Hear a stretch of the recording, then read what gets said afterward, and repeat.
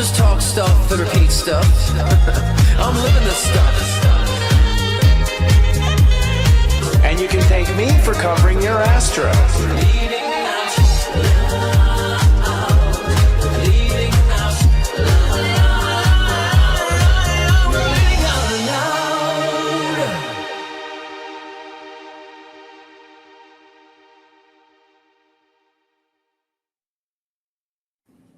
Welcome to Leaning Out Loud, the spiritual shift show that's edgy and ethereal. I'm step astrologer and channel Sensei Chris. And I'm Scott Cruz, psychic medium and mentor at scottcruzpm.com. And I'm David Palmer, the Leo King. I rock it all. What up? Welcome. Yeah, a new permanent resident. Welcome, brother. Welcome I know back. It's good to be here. I had so much fun last show we did, which was, I don't know, like a month ago. And then I'm super happy to be on here every Wednesday now. Super stoked, right. Especially to be with you two. Well, you were our original first caster, right? Christopher 2 years ago, he was going to be the original. He was. Well, we were going for him. He was too busy. He's having babies and stuff. So, yeah. He was honest about it. He's like, I can't fit in. Yeah. So it's okay. I mean, but it all works out interesting. I think because we have a war going on, across the world. We have seen World War III. And I think it's pertinent that we have like three, basically, people calling it like a sports game. I think it's going to need that going through the war. Yep. Absolutely. So we do our own sportcast, talk on it. But yeah, there's a lot going on. I mean, war, the world changing, what work looks like, the spiritual kind of warfare out there. I mean, it's the best time now to do a show like this because people have more questions, and when you try to look out in the horizon and see the future, it's more foggy than ever. Yeah, and I think it's also important to get rid of the fucking fluff, because I think a lot of people see spirituality as out of touch, and something that's beyond them. And I think my goal is always to make it tangible, to bring spirituality down to earth, because we're all spirit, right? So yeah, that's why I also think it's important to do this type of show too, because we're all three of us are very outspoken. So, well, you're never going to get these opinions. You'll never get these opinions anywhere else. I mean, I think at a time like now, it's good to see something completely outside the norm. And if you look at the world through our eyes and our disciplines, it's a different point of view, and it's at least gives you some clarity. I think there should be like a third eye point of view, really. That's what you call it. It's a third eye point of view, like right from that. Three of us, yeah. Yeah, totally. So what do you guys think about the war? I mean, I haven't heard the latest. Someone was updating me, one of the two of you. Which one? What's the latest? We have a peace treaty that fell apart? I don't even know. Well, I mean, Trump was saying that Iran had given this big, beautiful present. He didn't want to tell us what it is. Very, very cryptic about this present. And so, but Iran is clapping back, saying there's no negotiation. U.S. needs to surrender. And I think they even sent a video saying, here's a big, beautiful present. And they showed like a rocket launching. So obviously the tension is still there. It's not been rectified. And it's going on for a little bit longer, actually. I don't think it's going to be a simple one and done type of situation, obviously. Right? That's what I think, as Scott is saying, the communication looks like it's really a propaganda war. I mean, Trump, after bombing more than we did in Iraq in the first shock and awe, right? Not just the first day, but in these first 3 weeks, says this ultimatum last weekend, right? Like, if you don't open the Strait of Hormuz, that I'm going to knock out all your electricity and power plants. Right. And then says, we're not going to do that. We're going to give them 5 days. And then Iran says, we're not talking to you. You're talking to yourself. Then he pulls out this idea that he got a present, but doesn't tell anybody what it is. And then today Iran says there is no deal. And then they moved one of their highest guards up into the Security Council. Right. So we also have sent now, it's like somewhere close to 5,000 to 7,000, whether it's Army or Marines. And that includes some of our most like special op guys, Delta Force and so forth, and with amphibious ships to do a land invasion. So, really? Land invasion. Wow. So this must be World War III, really. This is what kind of, I think, Nostradamus was pointing at, although there's no blue turban yet, kind of figured out. I keep looking for the blue turban of the World War III. Maybe that's the big key takeaway. Haven't seen it yet, but do you think it seems almost like this is expected or planned? I mean, like when I feel into it, I feel like, first of all, we probably had the plans to do this for 20 years. on the desk of military, and why now? And I was surprised it was Trump, but not surprised. It seems to me that like the military wanted to do this, and he's just like, sure. Oh yeah, it's totally manufactured. I believe so. And the question is like, what is the motive here really, and what is the intention? I mean, first we were going after Greenland, then Cuba, then Venezuela, now Iran. So I said 3 years ago, I said Trump is a puppet for the Iranian government, not the Iranian people, or excuse me, Israeli government. Sorry, not the Israeli people. I always said Trump's always a puppet for the Israeli government, and so we're seeing that now. I think even MAGA is saying it's MIGA, make Israel great again. So I mean, so is that the intention? Or was the intention to cover up from the Epstein files because Iran threatened they had information and intel on Trump and the Epstein files? Or is it really because Trump thinks this is the way he's actually going to really lower gas prices? So I feel like it's multi-layered in a sense with the intention. Yeah, I think it's multi-layered. I think it's ironic too that Albert Pike, the famous Freemason, said that World War III would be just like this, right? It would start in the Middle East and it would be a holy war. And it would be this exact same scenario. And that's back in like 1887. Yep. So that's kind of the other thing is Pluto and Aquarius always brings up Masons. And so that's funny. That's true. Yeah. It's secret societies. That's true. You're right. That's interesting. So there's something about like the secret society, not just in America, but of course with Israel, but also then you just see Ukraine, like Zelensky all butthurt this like last couple of weeks, like, oh, nobody's paying attention to us anymore. So then we say Russia, we're taking off the sanctions of the oil to try and help the world. And then what does Ukraine do this like last couple of days? They blow up Russia's refineries, right? Right. Wow. So it very much is very World War like. And if you look at videos out of India right now or in Southeast Asia, like there is no gasoline. In Australia, they're talking about doing worse than like the 1970s when we ran out of gasoline and it was like odd, or even on the license plates. They're actually like saying like, no, work from home. Like they're proposing that all right now in Australia. So it's getting pretty like, feels almost kind of like COVID 2.0, just without a virus that really never happened. But and you know what it feels like to me too? It feels like it's a fight for the one world government and who wants to be in charge of the one world government. That's what it feels like a race and a fight for right now too. I think it is the one world government pretending like there is a war, because if you watch like history, the same financiers were financing all the sides anyways. I think it's time to go to like, who's paying for this? Because usually it's the same person. It's the Iron Bank if it's the Game of Thrones, you know what I'm saying? Right. And so the curiosity is, what have they decided they're going to divide things up as? Because that's really what it comes down to. From what I understand, the United States was chosen as to be the chosen one after World War II. Like there's some sort of handshake agreement among many countries, and that's part of the reason why I think all the oil and in dollars went to the oil was a strategic move to keep the United States on top. But I think that same entity, whatever it is, may be moving finance and wealth to another place, and this is kind of how it smoke screens. Especially remember the economy was basically, I guess our dollar is almost worth nothing now, right? As far as how much debt we have. So it could be cover up for that too, or a way to wash the money. I want to say, because I'm glad you brought that up, Chris, because during the Revolutionary War, we did have the Continental Congress and money, which eventually became the US dollar, and it was worth nothing. Like the soldiers knew that it was overinflated. Then the British actually, copied the money and dispersed it everywhere to make it that's right, nothing, right? Brits played 30. So we're at a place right now where it's like, if you look at Dubai, that was kind of like a fantasy that they created over the years for people to go there, to move there.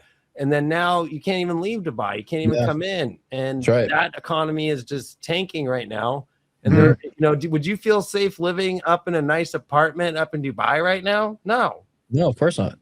No. So you see all this money that gets reinvested from the petrodollar back into the Middle East, and then it comes back into the U.S. stock market to go into all these AI data centers and all that stuff. And so that's kind of the other part, is the way to keep it alive is to actually do it by doing this and get Iran to attack the countries we're in business with, in order for us to just at least try and keep the money going, or at least find another way to print money. It's getting dicey. I do think currency might be where there's maybe a fair war going on as far as digital is 100%. concerned and whatnot. That's where countries could actually maybe really compete, because everything else is sort of tied up, it seems like. And the stock market, I don't know, with the rapid trading and the AI stuff now, how do we know? Is it really a game of AI or something in the background playing with the market? Well, I think that's been going on for a while. I think it's going on for a while. I mean, crypto is just it's just a digital stock market. It's just, I always said that was preparing people to get, used to the whole crypto aspect, the digital currency aspect. It's just, I mean, the intention is for one world currency. Well, whether or not that'll happen remains to be seen. But I also feel like, I feel like Trump entered this administration, knew he needed to fuck things up, basically. And on the spiritual level, of course, I see he's a disruptor. He's here to help to crash things so we can rebuild. So, it is part of our collective consciousness, template to move forward in this direction, so we can rebuild. And so I think that's what this is all about. And that's why there's a huge dichotomy with religion and, ideologies. It's like, everything's been separated. I feel like I said before the show, like the bottom feeders have kind of like come up from the surface now, but we can see them. We can see the bottom feeders. And so I think a lot of this year of 2026 and 2027 is all about revelation and exposure. And so we're going to see the continuous current of that, actually, which really becomes more effective to how we change things. I think we've known who the bad guys were, quote, quote, for a while, at least on, in conspiracy papers or whatever. There's a lot of websites that have been reporting a lot. And for me, I just read everything, and my intuition kind of felt right about, given story or direction, but that's all I had. But I think, honestly, what about this idea that it's good versus evil and apocalypse kind of stuff, in the sense that it seems like you have a part of humanity that's working to, make babies and grow, and there's a part of humanity that wants to end the lives of things, right? Like to exterminate. And it seems like those are there's the two forces on Earth, these two forces. And really, these two forces are coming to a head kind of right now, really. I mean, that's what's in the way of the age of Aquarius, is this, this two-sided age of Pisces war between good and evil, really. At least how I interpret it. But for me, and I'm going to hop on because I'm kind of passionate. I was talking about this last week, actually, on my show, about how we are starting to recognize the importance of duality, that it is necessary. You can't escape it. It's about how to find the balance with the duality. Mm-hmm. So now we're seeing more consciously that, yes, there's a polarization with that duality, but there's also a spectrum to that duality. We got to find our balance point between the duality of that set, but we can't get rid of it. And we are all in a karmic phase right now. We're all evolving karmically, collectively too. So we need these reflections that are going right now to expose what's unresolved in our subconscious from previous incarnations. So it's helping us on the spiritual level too, with that extreme duality, the extreme polarity. So I agree. So there's different levels of what I was telling David before the show. I'm like, with Trump, I have a love-hate. I love him on the spiritual plane. He needs to disrupt things. That's things that are rebuilding so he can evolve. I hate him on the physical level. It's like, what the fuck are you doing? So, but I think we all should strive to have that level of awareness in the spiritual and the physical, so you can play both parts.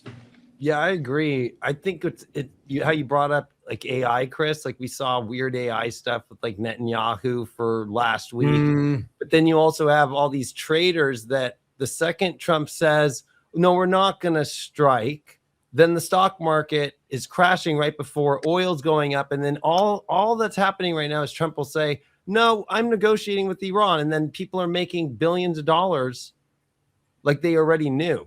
So yeah.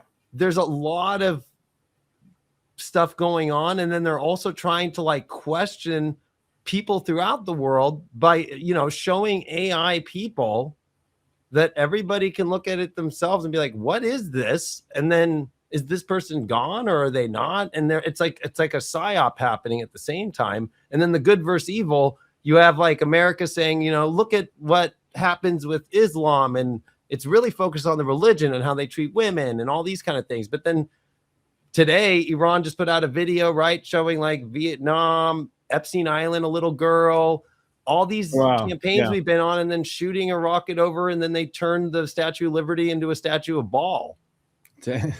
Which I guess in the old days we did stuff like that all the time. I think actually, I think it's really honestly the Palladians call it the frequency wars, right? And I've been wondering what exactly did that mean?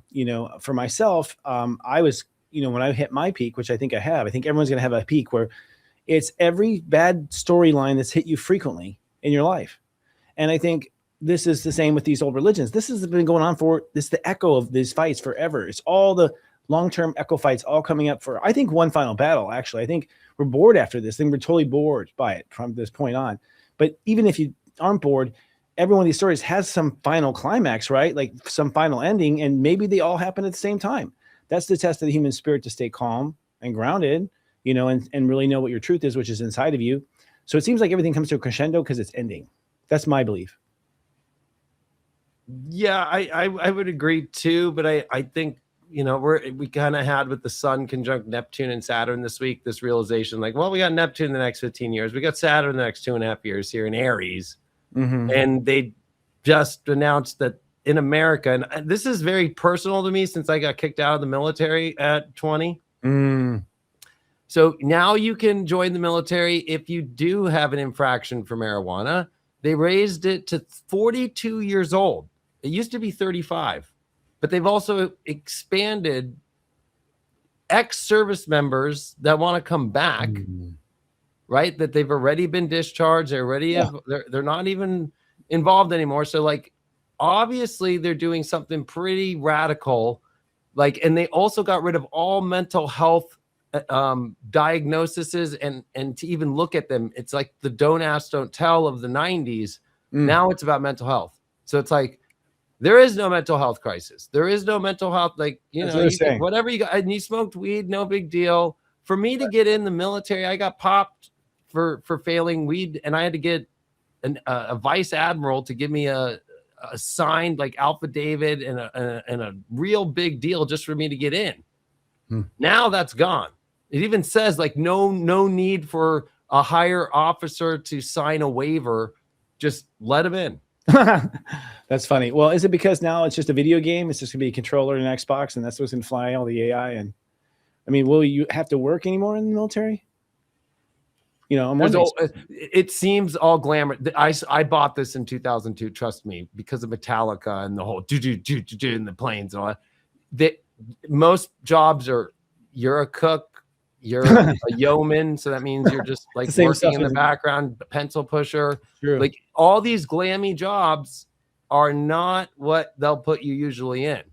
My grandfather, when he got drafted to Korea, because he was so good at math and an accountant, he actually got to work on the first like computers, and he was set pretty good because of that. But most people don't get kind of things like that.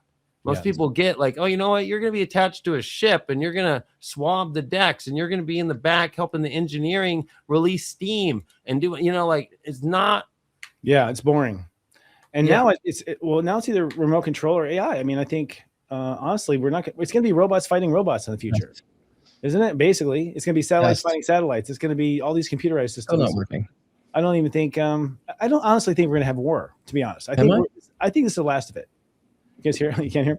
I think it's the last of it. I really do. This is my opinion and my prediction. I feel like there's going to be one big hoorah, which is now, and at some point something's going to come out. I just feel intuitively there's going to be something revealed that just shows undeniably how this is all BS. So, Chris, do you think it's that the government just registered last week aliens.gov?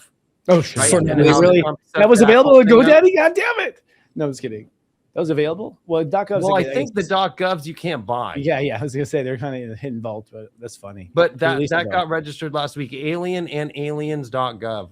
Yeah, .gov. That's interesting. It's not a coincidence. Obvious, yeah. We are talking about, which is what they want us to do.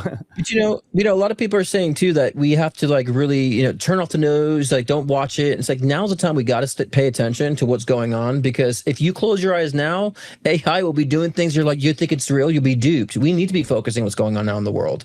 I mean, I'm not saying to be oversaturated in that, but I'm saying it's important that people do pay attention, because these are important times right now to where we're going to see a lot of changes. Like we said with AI, the progression of AI, I was questioning because they were showing airports like full and crazy.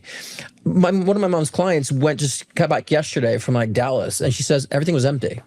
So I'm like questioning, like, they're saying it's like that even in Dallas it was supposed to be that way. So I'm like, are we being duped there? Are they just showing AI footage of busy airports when she's like, yeah, there was no lines, there was nothing.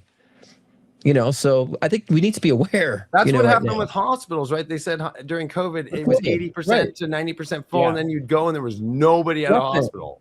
Actually, I think that we've had the stoop game for a long time. And this is one thing that might come out, this type of thing. I think it's time for American citizens anyways. I can't speak for the world, but America, we need to stand up and start talking to each other and comparing our own notes with each other. Like, we need to quit relying on other sources for information. We have to have like a human network that knows what's going on, that has some human living there. Like, hey, Bob, did it happen or not? Like we need our own eyewitness.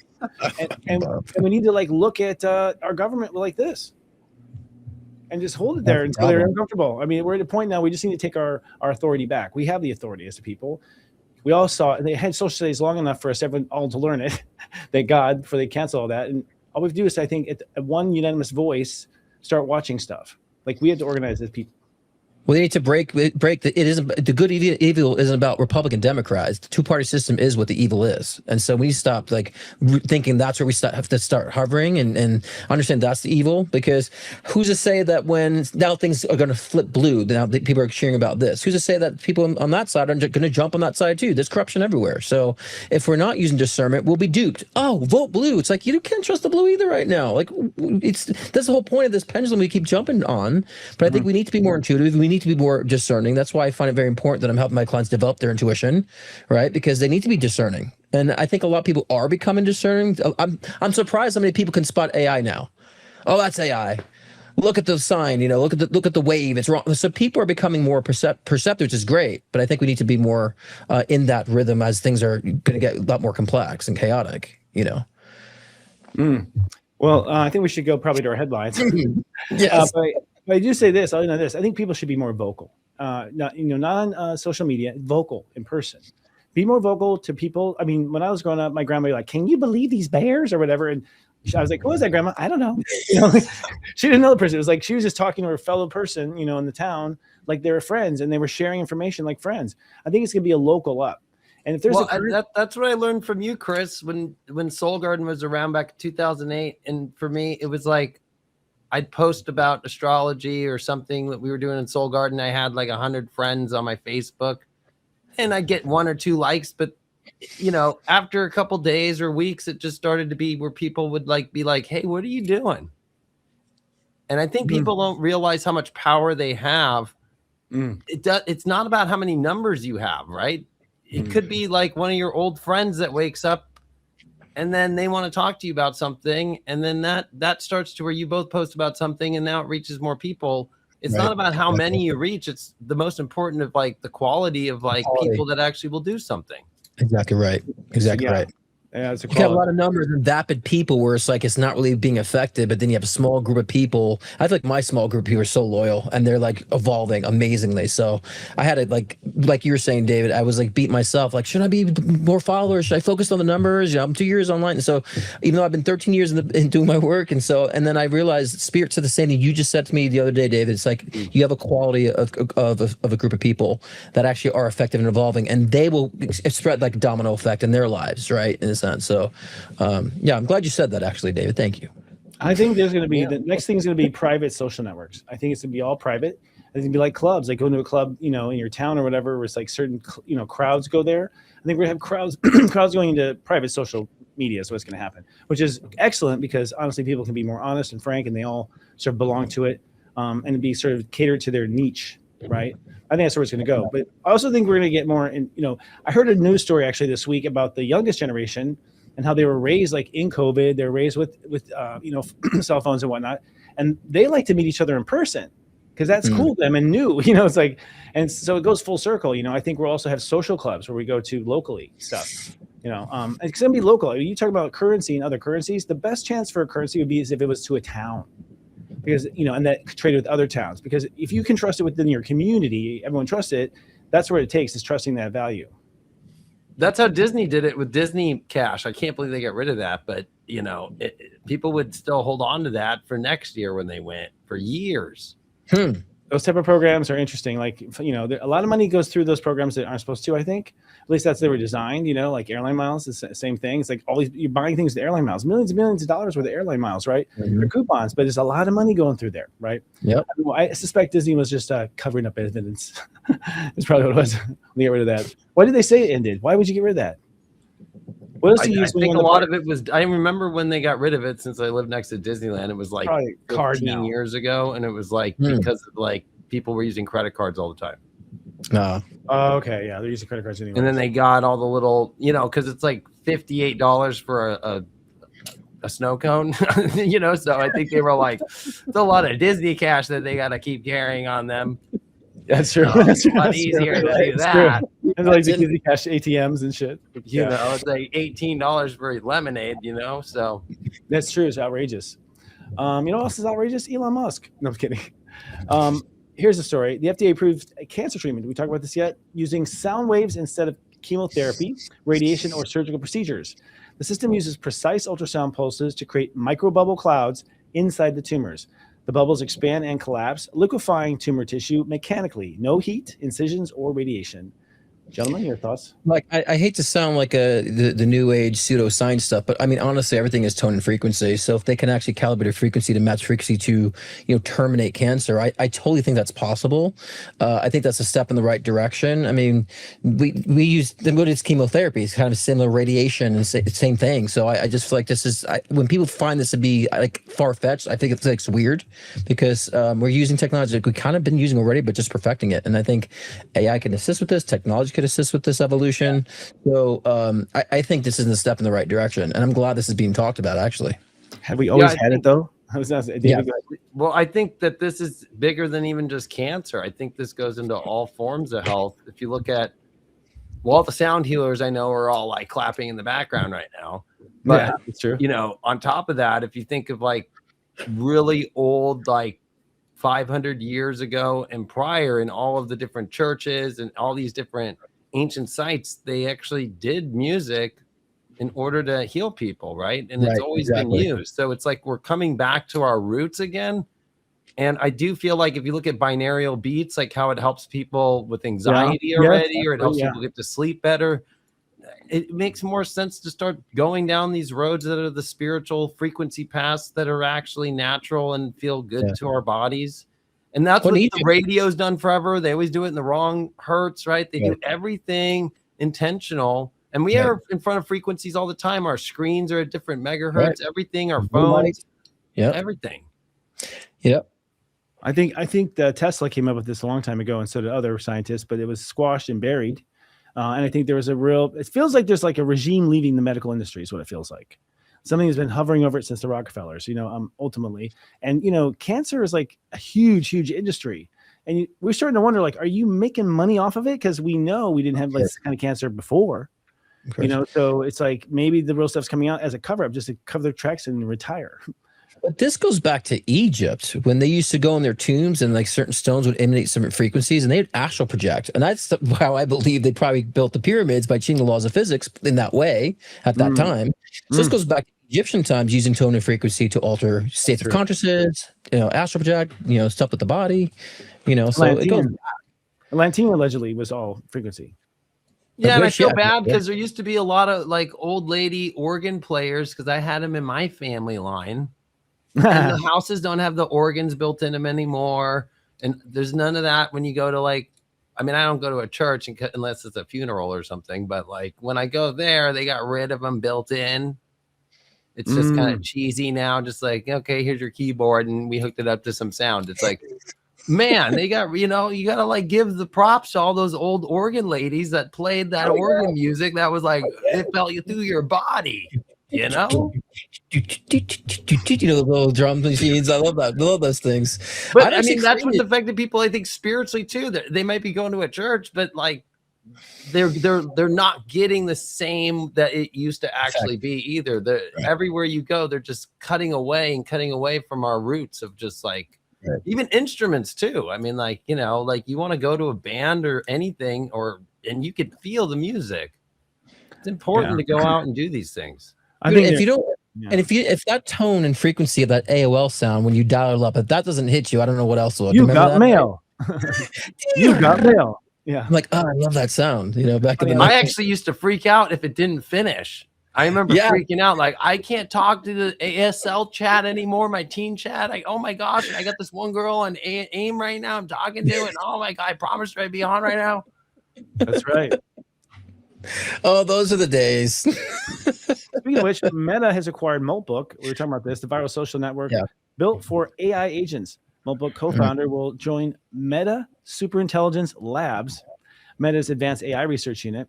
This extends Meta's aggressive push into AI as AI agents become a hot area for autonomous task handling and multi-agent systems. The thoughts? I mean, you were saying multi-agent was what you were doing, David, already. Like that's the thing. Explain what that is, man. Well, yeah. So, I mean, with AI, when you're coding and you're creating with AI, you can create an agent, and then that agent can have sub-agents. So, like, let's say you wanted to create, like, a music app that wanted to cure cancer, right? The main agent would be whatever you call it. We'll call it Organ Lady. And she's the main agent, right? But then all of the functions that you want to do. So if you wanted to do binaural beats that really affected people's anxiety, that would be an agent that really understood that. And that would come back to Organ Lady, the main agent, to then know how to bring that in and whatever the services are. So really, like, agents and agentic AI is really about having the main agent and giving all these other tasks to agents to be able to understand and just focus on that area. So not one brain is focused on everything, but a brain that's got, it's almost like a hive mind if you think about it. Yes, I was thinking, right? Like a queen bee, and all of the little bees out there coming to bring the honey for the queen bee. It's Matrix. It's Matrix. It's what the agents were. Like they were all these human being characters that, you know, the guy runs the bridge. They all have a program that has to do something. Correct, to the architect. Yeah. Right. And that's why that's why Agent Smith was free, because an agent is free to look through all the code and be able to, especially if it submits a sub agent, and that's why he multiplies. Those are sub agents of himself going throughout the matrix and replacing the code with himself. Yeah. Interesting. That's very It's like automation on steroids. I mean, you just have all these things that's automated to your liking. I mean, I think that's, I want to learn more about that. Dave was talking about OpenClaw the last time. I want to dive deep into that and really set my automations for emails. And, I mean, that's replacing real life assistants actually at this point. You're going to get the grammars correct through your AI automated assistant versus, someone who might be lazy and dozing off. So, I mean, so many benefits to that. But, that also leads to question like about replacing human jobs, right? And so that's always been people's paranoia about all this. Those people who are not much into AI, they question, well, they're going to take my job. And it's like, well, yeah, we'll be forced to do things more from the soul. We're going to have to think outside the box when it comes to productivity. I mean, do we really want to be a slave to like the density of like trash cleaning, serving things, or do we want to do something more elevated? And so I'm telling people to start preparing for that now. If you had a high vibe sort of dream that you want to build upon that could be very much influential in the world, what would that be? That isn't just like note taking and doing all this mundane shit that I feel like AI is going to take over on. So you better be ready to have something high vibe to participate in it, to express. I think Zuckerberg has it out for him. I mean, because it's one thing for humans to accept Facebook, but when you got a bunch of AI analyzing Zuckerberg's work, I don't think it's gonna last very long, man. It's like they'll be like, here's why he sucks. There's be reports and reports. Like they are AI. You don't want to fuck with them, Zuck. But we'll see how it works. I don't know. Well, it's weird that Meta bought this because Molt Book was created not from the originator who created OpenClaw, which used to be Claudebot. It was a separate group that created the Facebook for the agents to talk to themselves. Oh yeah, right. So what's interesting is like the owner of Facebook bought Molt Book, and he's invested all of his money into AI, and he also just ended his whole metaverse thing. Remember in 2021, the metaverse, really, that was quick. Yeah, so what you're seeing right now is like all these big billionaires that are in the AI tech space, like Sam Altman just dropped Sora. So right, like Video Gen, there's Disney that had $1 billion deal. So it's like you're seeing this like, okay, and then that's where Zuckerberg's like, you know what? The metaverse and how he used to be in the metaverse and Oculus, and it was so weird. It was just like, dude, nobody's gonna want to hang out in there. Nobody wants to wear a helmet all day and be somewhere else. No, so that's like a so it's kind of an interesting moment of you're seeing positioning the same way that we were talking about the war earlier, positioning. And I think Scott's right though. People need to prepare now because it's already happening. If you look at January's job numbers, the lowest of loss of jobs, the most jobs since 2009, and then the adding of jobs is the lowest since 2008, and we know that was the Great Recession. Right. I wanted to respond to a comment. Someone says, if we're creating automated software for email responses, then that's either lazy or we need to stop complicating emails. Now, I want to say something because we're talking about like a company who needs to have this automation to help a company. That's where we're all going to be heading, is our own nation, our own company, so to speak, right? And so we have to start thinking like that. If I were to build my own company, now that I have the tools of AI, what would that be? So we're not talking about automation for you to send your personal leisure emails. We're talking about for a company. right? And that's what AI is going to be helping people to build as their own companies. And that's what I think is moving forward. I said years ago about, celebrity culture dying and all this stuff that, people will be finding their own audience. And I think that we're going to have our own businesses finding our own audiences too. And the whole, major corporation ordeal will be collapsing because of AI, I feel like, other than those who are, serving AI. But now we can run AI on our own computers. We don't need to use another, server. Instead, you can have our own. So we're just not talking to each other. It's gonna be AI talking to AI is what it's gonna be. You're not even like having a. I think you're get to a point where like, do you email all my friends? Yes. I talk to their AI. It's like I don't even think we're gonna even communicate anymore as humans. Our AI will inform the AI, and that will be like an infrastructure of information probably. We won't touch it. You're actually correct. It's already happening now, Chris. Like coding is, the AI is talking to the other side's AI. It's like diplomats. That's what's happening with MCP servers, and really, really this hits is automation. The fact that they've mastered automation, which is the technical term is a cron job. It's weird because it's about time, right? So chronology, right? So if you think about it, like I have a cron server and I have an AI assistant I named Trinity, and she's the one who responds to my emails for support stuff. So it's like when you get 55 to 65 emails a day, it diverts to this site or to this email, or I will handle you and I will figure it out. And this is an escalation that needs to go straight to you and all that. And totally. And at every 20 minutes, that's what the cron just server is. It's every 20 minutes checking. And then it has memory to remember what I said to all those people as Trinity. Keeping a history. Well, even for viewers, there is a fear of using AI because viewers be like, oh, this is obviously not him or whatever, but it's going to evolve past that. They're not going to read their email either. They're going to probably have an AI bot that's attached to their Gmail or something. And it's going to be like, here's this dipshit did this and this dipshit did that, and that'll be it. They won't, we won't care anymore about format probably. It's just going to be, we don't have to spice it up. We just tell them. AI. But I think that's what's going to make us engaging with more what's real. Someone's saying we want more real, but that's going to allow us to, because we're not doing the mundane. So it's going to allow us to participate in things that are more real, that are more human connection. Do you know what I'm saying? So I tend to look at both possibilities and in between. So a lot of people, it's Armageddon, AI is going to take over the world. I'm like, what if it actually becomes the thing that saves the human species? So there's that possibility too. So let's find a middle ground with all that too. But I really feel like it's going to give us more of that desire for human connection, human expression, because AI is taking care of the bullshit. Like it's that simple, right? It's the luckiest thing of our century, really. I always thought about the future and inventions and flying saucers and everything. I never really thought about AI. It never dawned on me. And then now I see it employed. I'm like, this is the biggest time saver ever. This saves time everywhere. It saves time for any job anywhere and just takes care of so much stuff. It's like a quantum leap forward in productivity overnight. Sure.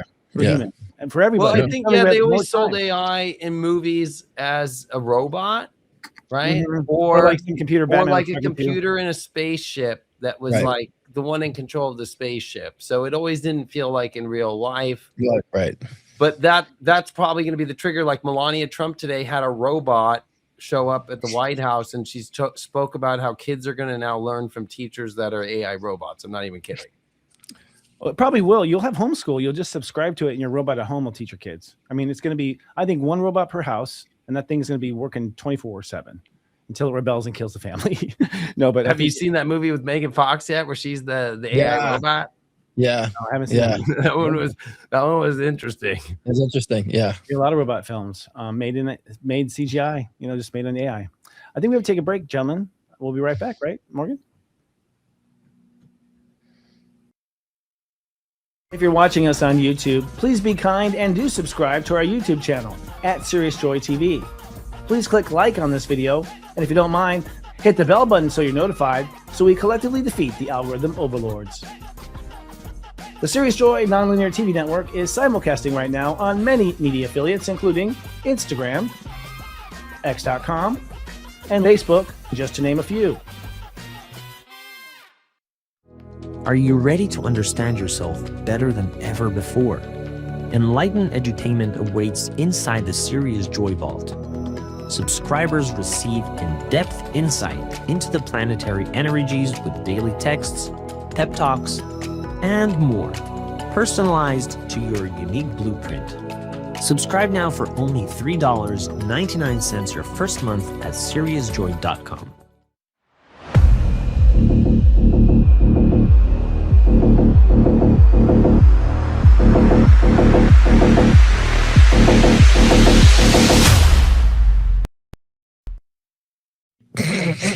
Lovely. That's very Matrix-like, and we didn't really plan that, did we?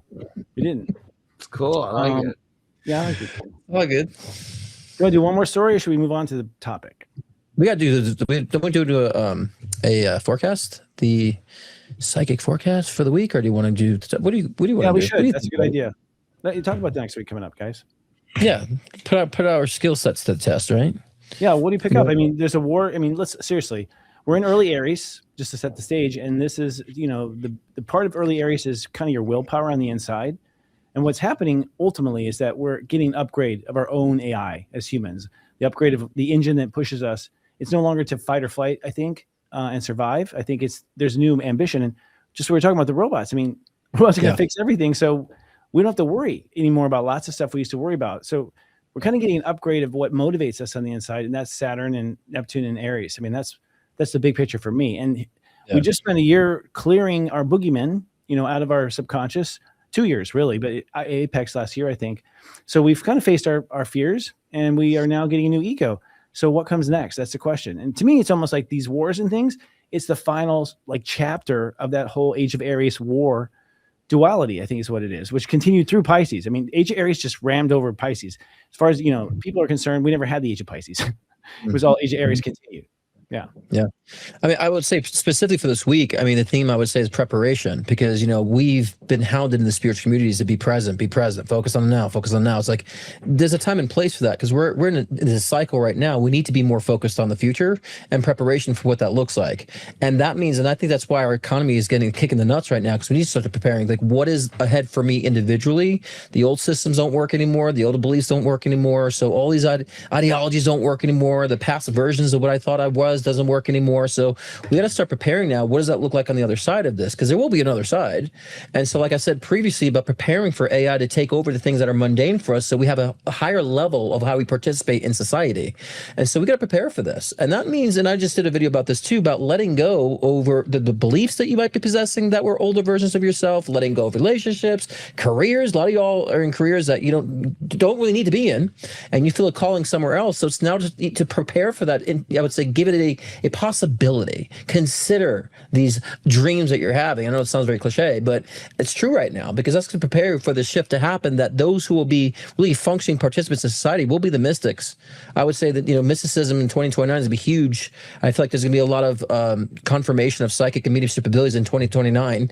But right before 2030 hits, there's a huge change in 2030 as well. So we have to start thinking ahead like that and being strategic of what we're doing in the now, instead of just focusing on the now. That's what I feel for this week. Yeah, I like that a lot. I feel like, as Chris was saying, with the sun that just hit Neptune and now just Saturn, it's like, who are we individually now? And it's all the planets direct. It's all these intense, beautiful transits happening, while at the same time it could feel scary because it's this new ground. And I think if you keep it simple right now and go, is this me? In every little choice, instead of looking at every big choice right now, because the problem with Saturn and Aries is that fall position. So it's Humpty Dumpty that falls down because you're hesitating so much. So even though it's a time where no more hesitation works, keep it simple. Is this me? Is this job me? No. Okay, then I'm done with that. And that's where it's going to be hard. We have the moon right now in Cancer squaring all this stuff in Aries with Jupiter here. We have to emotionally, actually, physically embody the emotional actual aspect of who we actually are. You can no longer emotionally contain or hold a version of yourself that is not you.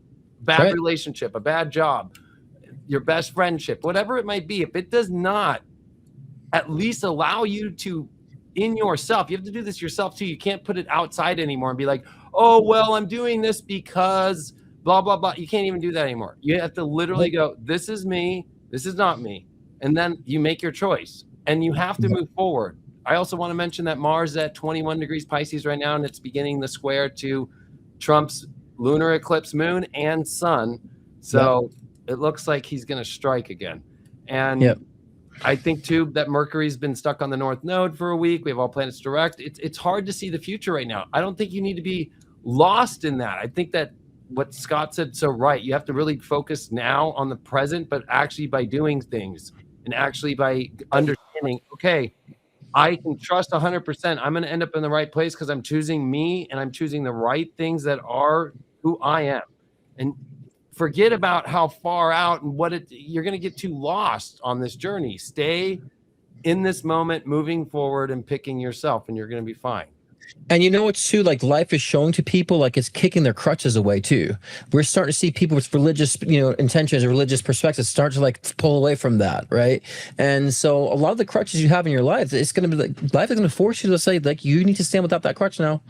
And so that is the integration of the old and the new. And so like, yeah, I totally want to concur on that too. Because the word crutches always comes to me in this time frame about letting go of those crutches. Yeah, the organs are gone for the organ ladies. It's like... We want the organ lady. Honestly, I think what's ending is the mind control. Mind control is ending, and people have been talked into their minds when really your mind is not your most intelligent part. Your head and your mind does not have the answers to the future because it hasn't seen it. The mind only is smart if it sees it and learns it and studies it. So now humans, I think, have to navigate through their feelings and their intuition. And I think EQ is what it's all about. Having a better emotional quotient of your ability to understand different feelings, because different feelings are different frequencies, really. And so I think we're becoming more of a frequency intuitive society where AI thinks for us. I'm going to do so much talking. I think we're going to quiet down a bit because the brain got overused. Well, I just want to say, I love what someone said in the comments too. 100% spiritual bypassing won't cut it from the forward. And that is so true. So many people trying to spiritual bypass by manifestation bullshit, right? And all this other stuff of love and light and all that stuff too. That's like putting them in this cloud, not approaching the duality and approaching the difficulty. And instead of like embracing the negative and growing from that and spawning that into something powerful, we're running away from that and putting our heads in, and that's not going to work right now. And that's all spiritual bypassing. I love that someone said that's so freaking true. And I've been a huge voice for that. And so even now, I feel like you, Christopher, and I have been just dropping F-bombs left and right casually because, like, we need to show being spiritual is being human. Yeah. I don't understand what it is to be human, not to run away from being human. Yeah. Well, my theory is that we're in a video game. I keep saying that. It's my new theory. We're in a video game. We're asleep in heaven. Well, that's right now, what all those DMT tests that everybody's doing on TikTok and everything is showing with the lasers and everybody's seeing code. Yep.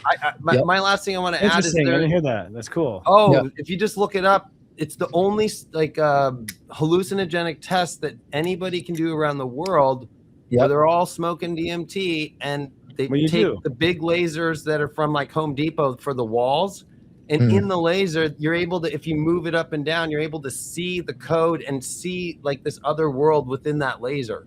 Really? And everybody around the world is putting it all over. They're putting it on it's everywhere. So we discovered the code of the Matrix using a laser. That's cool. Yeah, and it's like it looks almost like kind of like Chinese mixed with like Egyptian hieroglyphics. It's kind of like way on edge. But I want to say we have Venus conjunct Eris and Chiron, and then it's coming into Taurus on Monday. Yeah. This is a healing moment. For the only way to heal is to truly own who you are. And it's going to be difficult with this cancer stuff because it's the emotional.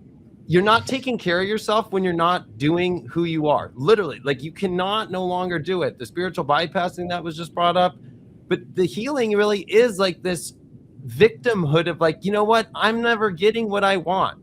I'm not who I want to be. Well, you're the one choosing it yourself. No, we're being told. I'm going to contain and hold something I don't want to do. I don't want to be this, but I'm going to do it anyway. But that has to end. We were told to be skinny. We were told to be this. We were told to be that. I mean, I think people are realizing like, wait a second, why am I doing what you tell me to do?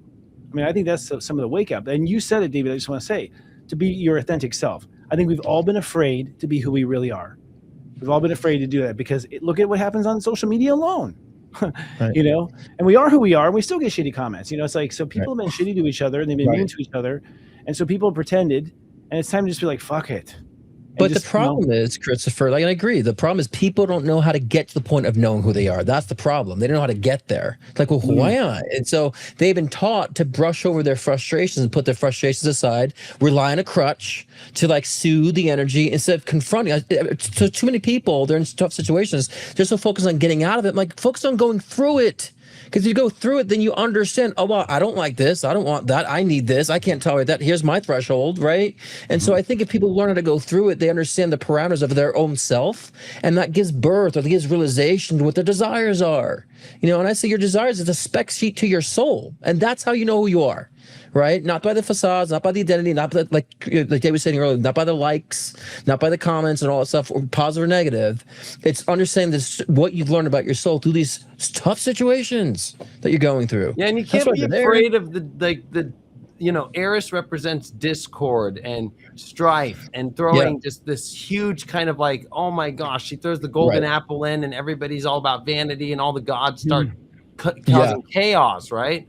Well, the chaos is within you being like, I'm this, but I'm really not this. It's a mask. You can't wear a mask anymore of a personality at all. It's not going to work out. And so your fear of the emotional toll that, this is going to create chaos because I'm going to be who I am. It's the opposite. Because with Mars and Pisces still, it's cutting out what no longer the soul will work for you. And so the universe right now is going to take everything out of your life if you're your true self. It'll be super easy. You'll just go through it, though. I love that you said that, Scott, because you have to go through it. You can't just like avoid anything anymore or go, you know what, I'll do that next week. I'll do that. That's a problem with Pisces. I'll do that in a month. No. There's no more time for that anymore. And so the chaos actually is what builds up, because if we go to the next new moon by like April 17th, it'll be the most planets we've ever seen in Pisces. It's going to be 7 energies in Pisces. I mean, sorry, in Aries. Last time we saw the most planets in any sign was in 2013 in Pisces. Now it's moving to Aries. And so you don't have much time to own that, because the real chaos will be you showing up to the party as in your Halloween costume and not really who you are. You know what I mean? That'll be the most chaotic thing that ever happened in your life. Yep. And that's why this theme for me is preparation, because my heart and soul wants to prepare my clients for that. This way they experience like the glory of like, wow, like I can see the new world. Wow, I'm enjoying this evolution, right? And so that's a big reason why I went on, joined social media, is for that purpose. Actually, a couple of years ago, I met Christopher, and then now you, right? And so, and I think that's our mission, guys, is to prepare people, plain and simple, Lead by example, lead out loud. Not to be cliche, but I think seriously, I have to. For me, it's just like be what I preach. The truth for me is, I go, oh shit, I didn't even know I was pretending. I'm such a good pretender. Myself didn't catch it. I'm so busy and focused on what I want to do. I look at the stuff and I'm like, oh shit. There's like an emperor has no clothes kind of moment where you're like, oh, you know what I mean? Like, oh, didn't even notice. So that's for me. And I think. And if you're real caught in yourself, we literally are waking up and didn't realize that was a thing. And that's what ascension is. Like, oh, that's a thing. You don't even realize there's like layers of, I guess, observing yourself from different perspectives and laying off the fake shit. I mean, we're all pretending. Look at the 50s, man. It's like, did they really pretend like that? Or is that just the TV? It's like, we were told that, though. I mean, we were told that was Pluto and Leo. Oh, yeah. Yeah, that's true. There's a baby right. So with Pluto and Aquarius, everybody has a problem, but yet it's almost like with Saturn being in Aries and sextile to Pluto. This is the last sextile, and then we have to wait till the trine when Saturn comes into Gemini, which is years away. So it's kind of like this is a restructure moment, and the only thing that's going to be restructured is only if you allow it to be completely restructured and completely transformed. And that's where the solutions will pop up and the unpredictable will happen. If you're your true self, that's where the surprise will happen. If you're going to just hold and contain this version of yourself that's not you, no surprises will happen. No solutions will be found. There'll be no Aquarian pop and excitement and oh my gosh, and the way that things just click. And honestly, nobody's going to want to click with you because they can feel now that ain't who is that? Right? Like, that's what we're seeing with the war stuff for the media, right? Is we can be like, that ain't that person. Who is that? Yeah. As an Aquarius, I must say, as an Aquarius, Dave, I'm very proud of you to hear you say that in the age of Aquarius. As a Leo. I think because like the problem with Leo when Pluto was there in the 50s is people put on a show, right? Like, oh, I'm the wife and I'm the husband, and I'm gonna go into my room and I'm gonna drink my whiskey and I'm gonna listen to my record player, and my wife is just gonna do the dishes. And that's it. And everybody else is doing the same exact thing. And we're all going to have a 57 Bel Air that's in the garage. You know what I mean? And on the weekends, we're going to have a barbecue. Like, it was like. That's true. Now they're putting on a show on OnlyFans now. People are putting on a show there. Like this, we've really flipped. I think. Well, the owner died of cancer at 43 this week. Cancer, yeah. Of OnlyFans? So with all those billions of dollars, he didn't think about sound healing. More like you talk to, the world's innocent in it being nude is what it is. So You might have gotten what you asked for Look, there. I think it's now the important time that people understand the integration of individualism and collectivism, because we've been so focused on individualism. We have to understand how that interacts with the collective, and so that's what the Age of Aquarius is for me. Is a balance between individualism and with the collective, and what's going on in the collective. So I think we should be really focused on that aspect, and then we find our identity. Because how better to find your new identity is to bounce it off other people, right, and have reflections to other people and integration with other people. I was going to ask Chris with the step system, right? If Aries is 1 and Aquarius is like 11, like how do people really understand that identity and to come into that collective with your step system? Well, actually, I think the system takes care of itself. Honestly, if you just be who you are, God will rearrange it naturally. It's done. Program, I think we're naturally attracted, going back to Scott's stuff too, we're naturally attracted to a vibe of a person. And that vibe is like a synthetic, it's like a spiritual, I don't know, it's an energetic recognition of yourself in a way. And so if you just be yourself, you'll find versions of yourself, I think. That's what happens with me. I think the cool thing about the Age of Aquarius is, oh my God, it's cool to be me. Like, it's finally cool to be who you are inside. You're like, it's cool to be me. And you can enjoy it. We've been told since the Bible, like, you're a sinner. You're going to hell. You're already imperfect before you open your eyes. And it's like, it was a lie, first of all. I'm starting to see that. Like, we were lied to and misled big time. But the flip side, even of the lie and the conspiracy is, oh my God, it's cool to be me. And I get to explore who I am. And I'm not going to have apologies anymore. I mean, that's partly what I've come into. Freedom, true freedom to be who you really are. Well, isn't like, so Mars is 9, right? Okay, we're going with this. Yeah, Mars is 9. So Mars is 9 and Aquarius is like 4, right? Because it's Uranus. 4. Right. So makes if 13. People identify who they are, that's where the only 4 kind of revelations can happen. Like, I guess, in the way that if I look at this Aries and Aquarius connection, well, Aries is always the doer anyways. And multiplier 9, it's interesting mathematics, what 9 does to any equation, right? But it's really 4 is the door to all reality, right? But 9 plus 4 is 13, which is 4, the door to reality. So that's when you add a 9 to it, you always end up with that, what you started. I think we go multidimensional. It comes down to, here's the important numbers. 1, which is Leo, that's your heart. That's where the love is coming from in the first place. Then 4, where does it belong, this love, basically? Yep. And then 9's like, let's do this. That's the vibration. It's more about the rhythm now. We call it rhythm. Yeah. It's about vibes. We'll be selling vibes in the future. Well, how do people truly, like, I think where we could help people the most, truly, like, when they ask themselves, like, is this me? Oh, like because that could be hard for people. I know for other, especially for like Leo rising and stuff, it's no problem. But not everybody's like that. You have to, first of all, create privacy. You need a boundary 0, and you have to say, okay, this is private behind closed doors, because people won't be able to look in their hearts unless they feel safe. So once you feel safe, you basically ask yourself candidly, like, it doesn't have to be out, no one has to know, does your heart kind of like this? Do you love this or not? You don't tell anyone, but does your heart love this? Because if your heart loves it, it's you. Yeah, and that takes practice too, though, so people to differentiate their thoughts versus their feeling. And so, like, intentional meditation is good for that, because then we can start observing our thoughts. That's why I think meditation is great for beginners, because you get to observe your thoughts, realize, okay, there's just this feed that keeps going on, but I feel something contrary. So we have to teach ourselves that. It's almost like when you go to the gym for the first time, understand discernment versus thought. And I think once you find that, then you understand, you can answer those questions. Is this me? Do I really want that? What am I being pulled to? I resist this. That becomes more clear. But I just think people should be more, who are starting out to figure out who they are, is to get more into intentional meditation. I would say always enter in meditation with intention, not just like I'm sitting there quiet, unless your intention is to be quiet. But I find a lot more people having a difficulty finding out who they are or knowing what it is to feel what they are. And so that's what I tell people. Feelings are, feelings are misunderstood. First of all, I'm amazed that we have such poor, feeling education on the planet. Nowhere do you learn to feel. I have actually a product I came up with, which I'm developing now. It's called emotional improv, because I think people need to sort of practice their emotional problems and have little games where they practice it, because otherwise you're not going to do well. If someone's really effed up emotionally, I'll say, take an acting class, because an acting class is the only thing I can think of that actually works with emotion, actually works with it, talks about it. What's the emotional motive of this character in this scene, that sort of thing. That's the only place I can think where it's actually taught.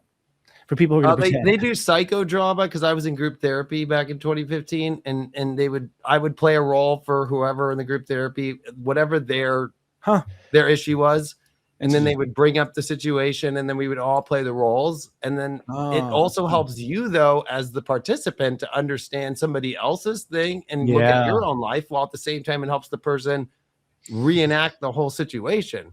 It's sad, though, because, like, you know, most people are like, you know, to do group therapy is a bad thing. Like, I'm a mess up if I end up there. Who says that? That's the best thing that ever happened in my life. Mr. and Miss Perfect, they're talking. I don't think so. Everyone has people they're afraid to be transparent. People who say that, you know what I mean? So, I mean, it's always good to have someone to bounce emotions off to, bounce thoughts off to. That's objective and not so intertwined in your life. You know, I mean, I have a therapist. My partner's a therapist. He's got a therapist. My therapist has a therapist. Right. You know, and so I talk to people all the time. I like to be able to like have someone with a third perspective that's not invested in me. Correct. Yeah, you know, exactly. You know what I mean? So it's nice to have somebody thinking about you when you're gone. Like thinking about it. Like, I've been working on that problem you have, Chris, with you know, and they've been thinking about you and using their profession and their intellect just to worry about your problems for you, kind of. And that to me is a huge, awesome benefit of having professional. I actually have philosophical conversations with them. We don't really talk about problems because right now I'm pretty good. We just like shoot the shit with philosophical conversations I can't have outside actually with people because they get bored or don't want to have long conversations. Right? Here we go. No, seriously, will you guys shut up and get to the promo? Okay, yeah. Tomorrow, my live show, I'm doing April's energy forecast, and like every Thursday, I do live readings on top of that as well. Live one-on-one readings. It's live every Thursday at 6 p.m. Pacific time, 9 p.m. Eastern time. Scott Cruz, Psychic Medium on YouTube, and also scottcruzpm.com if you want to book a one-on-one session with me. It's there as well. Happy Morgan, our producer, is like, will you fucking stop talking and get backstage? Well, he's keeping us on track. I think we have to switch to either backstage or keep going. One of the two. Well, I was gonna say, I told people this week, it's weird. Venus is actually just entered to where the retrograde is gonna cover, right? So next Venus retrograde is this October, and it's gonna be in Scorpio. And every 8 years, Venus retrograde comes back around, and then it's gonna come back into Libra at the end of Libra, right? So it's interesting though that Venus is actually in Aries opposing where Venus will station. And so I know the universe is not letting anybody get away with this BS anymore of like, I'm going to be somebody I don't want to be. Because when Venus comes 6 months from now to retrograde in Scorpio, it ain't gonna let you have or create or stay manifesting the thing that is fake, the thing that's not bringing you peace. So it's better to do the hard emotional situation now and what feels like chaos and say, no. You know, no is harder than yes for a lot of people. Oh, yeah, and me. It's interesting that Aries has a boundary because the boundary is very simple. It's just like, this is not me. Yeah. That's a bit. You know, somebody invited me to go see polka in Mexico. I'd say, no, that does not sound exciting. Of course not. But I think when people actually learn to embrace that emotion that they've been resisting, it's so much easier when you actually accept and like take on the challenge. They're like, you know, I am going to work through this. Then they realize, you know, they're actually having a really healing time during the process and a joyful time to the process because they're having aha moments. I mean, I can't tell you, like, you know, when in my 30s, when I just like buried myself in healing and self-healing on my own and processing, the aha moment felt more like I was winning the lottery in a sense, because like, oh my God, that evolution is more delicious than getting the boyfriend, getting the girlfriend, getting the money, getting the job opportunity. That realization, which is what gets you those things in life. I think people need to be hungry to start seeking that, you know, in a sense. And yeah, like you said, if they don't, the rug's gonna be pulled beneath them, the crutch is gonna be kicked beneath them too. We're like, oh my God, what do I do? It's the revelation of the Bible, but being left behind as we're evolving to 5D in a sense, consciousness. So then we feel like they're left behind. They're gonna have to catch up. So, you know, but thankfully I'm seeing a majority of people actually, you know, people I wouldn't think waking up are waking up, you know. The crutches were always what we're supposed to be left behind. The crutches, it's just like, oh my crutches, like, you know. Oh, well, we definitely are on the path of wanting to be taken care of, 100%. But the AI robots are going to fix that. An AI robot on the crutches, like redesigning them and like, oh, we could use this, guys. A crutch keeper. It's going to like steal people's crutches. These robots. Give me that fucking crutch. Sorry. You know the big revelation for me is I'm a progressed cancer. If you know that, step 10 years of being progressed cancer. Yeah, progressed cancer. Yeah, you are. I've gone through all the emotions. You know, they sucked. And I'd say it sucked, but I also have to say, you know what? When I got to the emotion, my mind had made it way worse than what it was. It was like I had been a baby leading up to it, is what it was. The actual facing the feelings is like crying, whatever it is. It sucks for like that hour or two, but then it's gone. I think emotions have to really just have a voice. Like, I think feelings are a message, a complex message from the soul. You have to play the message. If you don't play the message, it's going to self-destruct. It's going to cause problems. But if you play the message, it just disappears and it's gone. Right. It's really we're not seeing it correctly. We're not handling it correctly. But Jupiter and Cancer, I think, has brought a lot of it. Jupiter's, you can't repress them either, because Jupiter's in there like a big, balloon right now, just like a big, Zeppelin, like blimp, like sorry.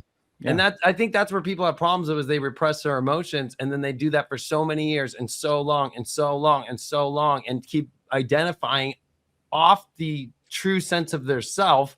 And then they're emotionally carrying something that's not theirs. And then that repression causes them to not know how to express the emotion. And when it does come out, it's difficult, but it's better to still do it, even if you're at that point, than to not. Yeah. So basically, what we're saying, guys, is just use extra lube. That's what we're saying.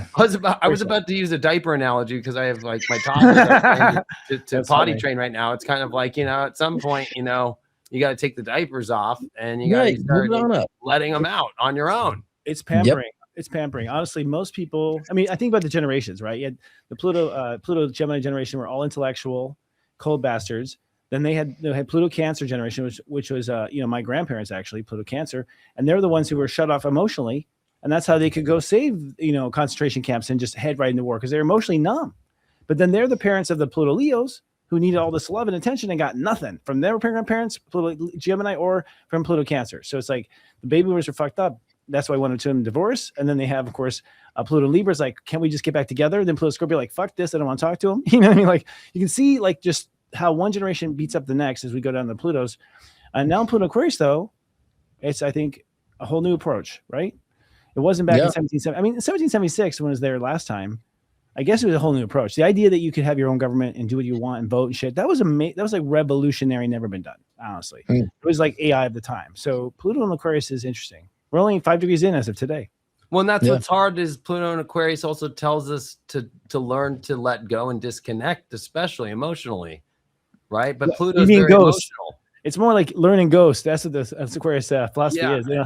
And so the contradiction of Pluto and Aquarius, Jupiter and Cancer, it's so that quincunx of like, oh, I want to hold this emotion. But then Aquarius is like, if you want to keep holding that and we're going to just sit here, we're not going anywhere. We're not going multidimensional, because if you think about a dimensional plane, you're just going to be stuck wherever the emotion is. Of course. And that's the bottom of the chart. That's the 4th house. That's the IC. If you just want to stay at the root and just be stuck hanging out in the dirt all day, the basement, basement. It's definitely about managing emotions for sure. Because as an aqua, I became more emotional actually during this time. Yes, right. You've noticed that change, right? I've seen Aquarius open up. Yes, I'm seeing Aquarius open up. They got Cancer in their 4th house. The 6th house. So it's like they're supposed to live in their emotions. Yeah. I find the balance of like, okay, when I have the attention emotion, I'm not avoiding it. I'm kind of addressing. So I've been like really learning that on my own personal level with that during this time too. Bringing that into balance. So yeah, I see Aquarius is very aware that they have to deal with it, but they're still uncertain. Again, we don't have the tools. That's what I've been trying to build myself, or tools for people. Just to like practice it, because it's really not a big deal. You just have to watch it. We can talk about those tools backstage, because we're going to go backstage now. We can talk about those tools. Yeah, we should talk about how like Zelensky's an Aquarius and he can't handle his emotion. So he's like, you guys are paying attention to me. I'm going to go bomb these people. Bomb these people, right?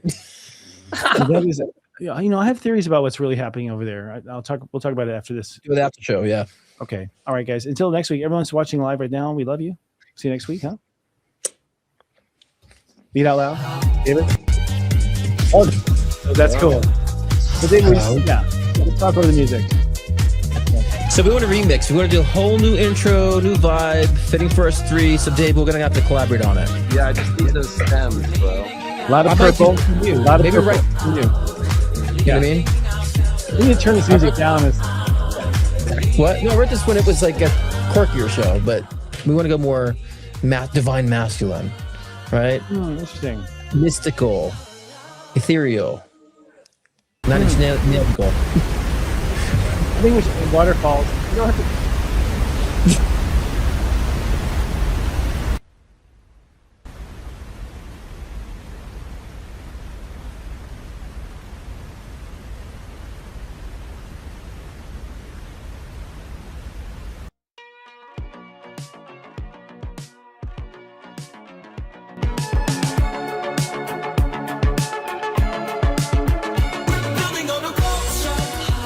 Doesn't look like a Devin or David. David is his name. It's been so spot on. And I don't know if you put it in the side of your end table or not. You like to summon your end table that it's too.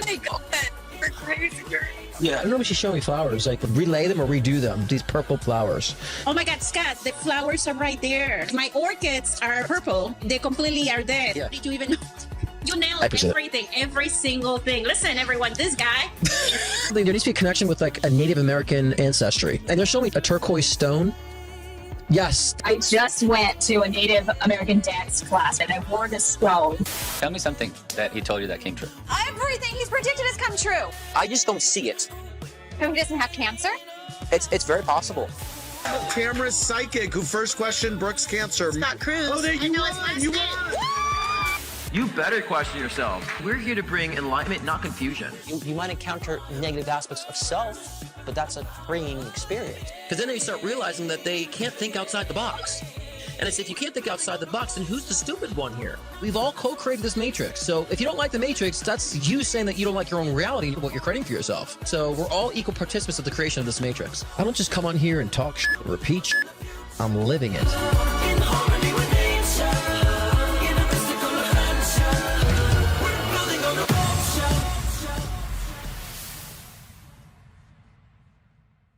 Step astrology is the key to unlocking your past, your purpose, and your heart.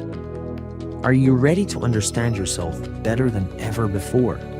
Enlightened edutainment awaits inside the Sirius Joy Vault.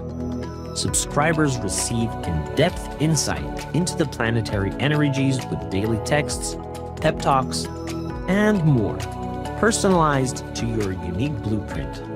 Subscribe now for only $3.99 your first month at SiriusJoy.com. If you're watching us on YouTube, please be kind and do subscribe to our YouTube channel at Sirius Joy TV. Please click like on this video, and if you don't mind, hit the bell button so you're notified, so we collectively defeat the algorithm overlords.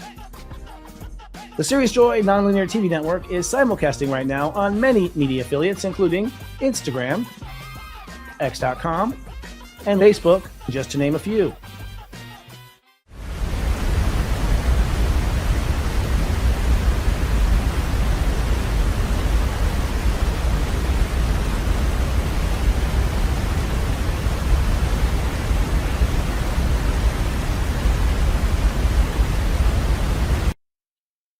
Scott Cruz is popularly known for his life-changing one-on-one readings to also guide in your soul ascension journey. With life readings, get insight into your relationships, career, health, trauma healings, past life regressions, and more. Want to connect with a loved one who's transitioned? Scott's mediumship session can be the gateway to you and your loved ones in spirit, bridging the gap between the physical and the spiritual realm.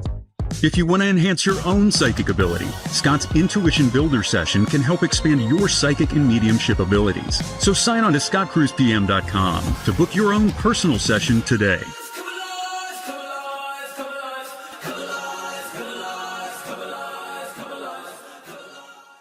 If you're watching us on YouTube, please be kind and do subscribe to our YouTube channel at Sirius Joy TV. Please click like on this video, and if you don't mind, hit the bell button so you're notified, so we collectively defeat the algorithm overlords. The Sirius Joy Nonlinear TV network is simulcasting right now on many media affiliates, including Instagram, X.com, and Facebook, just to name a few.